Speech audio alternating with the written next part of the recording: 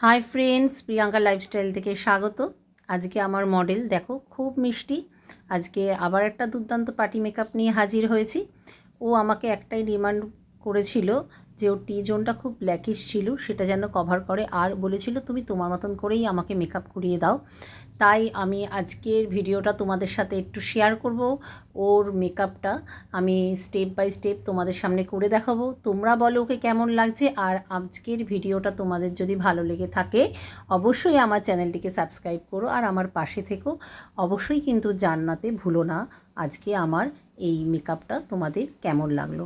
চলো তোমরা আমার সাথে থাকো, আমি স্টেপ বাই স্টেপ মেকআপ করছি, তোমরা দেখতে থাকো।